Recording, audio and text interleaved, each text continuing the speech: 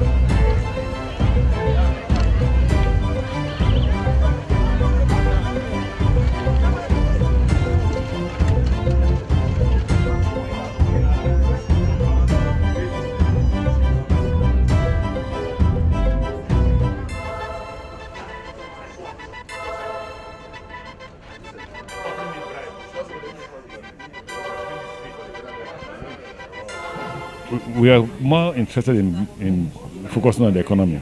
The more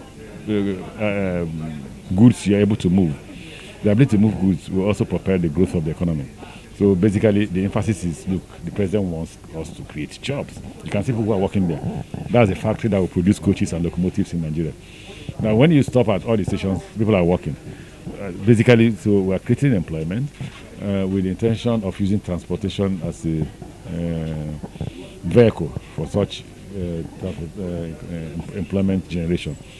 Now, we're able to move people and goods around the country. Now, the intention here is, they were taking loans from China, but we are physically delivering on this. And like the loan is specific, it's tied to projects, so we don't see the money. The money is spent through the Chinese company that comes to deliver the goods. They should have finished in May. The reason why they've not finished in May is COVID. We can hear what we're telling them. We're telling them, COVID or no COVID, it has to get to a stage that work must be done. So they should do what they're doing now. What they're doing is they're testing every staff. They are getting every staff to wear their face mask. We are asking them to introduce face shield on the face mask and increase the number of workers that they have, which they say they will do. They are saying April. They won't be able to say anything until because they are supposed to finish by May, but they couldn't finish in May because of COVID. They are projecting that between now and May they should be able to finish. But when it now came to but the good work, speed is high, but not enough. 80% completed. We want them to hurry and complete it. The one of Agege is where they've not done. They've done up to 60%, but we think they can. They promise that before December they will be able to finish nearly all the stations. Trip we've made together, and I say I'm sure we will share my own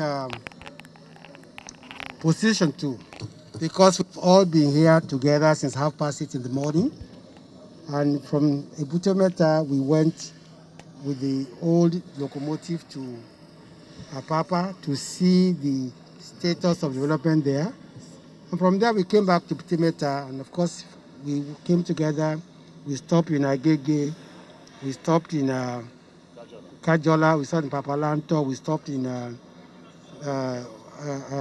Abeokuta. And I think there's no better way to answer Nigerians as to what we have done with the money we borrowed all over the world than this trip. You have seen that this trip, you've seen firsthand yourselves the stations, rolling stock, the people at work. This is a project that will outlast virtually all of us here. So we decided to embark. When the Honorable Minister invited me to this trip, I was very glad.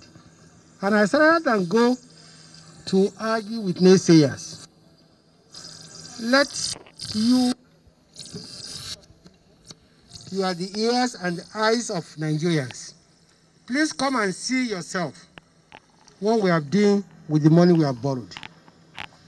We didn't borrow money for services. We did not borrow money for overhead expenditures. We borrowed money for capital projects, rails, roads, bridges, power, generally infrastructure. And this is the first, this administration, of the series of inspections we are going to take along with you so that you can better enlighten Nigerians that there's nothing bad in borrowing, provided that borrowing is invested in infrastructure. There's nothing bad in borrowing, especially when that borrowing is going to create jobs or going to create an enable environment for the economy. I'm very excited, not because, just because I'm the Minister of Information. But when I got into the train this morning, especially this one, it's as clean, as modern as any coach anywhere in the world. And I was also quite impressed with the passion of the Honorable Minister. You can see that at every point in time, he's pushing the contractors. Saying, look, I can't wait till October. I'll come back in 4 weeks' time.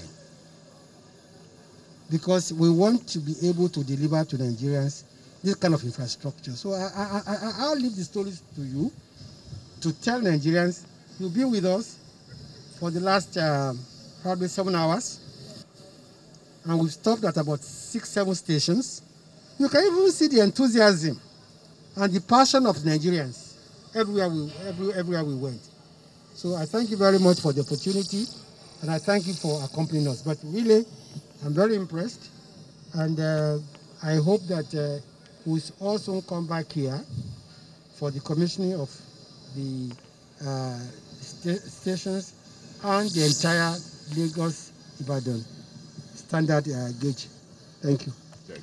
So when we talked to the National Assembly to stop this investigation of loan, they're not investigating corruption in construction. It's the issue of loan. What we meant is that they should please allow us get the loan for Ibadan to Kano, which is about $5.3 billion. Because if you're telling the man who lent you money that you don't like the way he lent you money, he won't lend you any further. That's the point. But for this one, we have 1.6 billion, for which we're contributing about between $200 and $300 million. But don't forget, they have not finished paying. They could stop at any time. Why not we wait until January? What we do is that we will run until the President Commission seat. I'm not COVID. We have reduced, you have seen that the number of staff. For those of you who have been following us, you know that for every station, we had 150 to 200 workers. But now you have 10, 20 workers.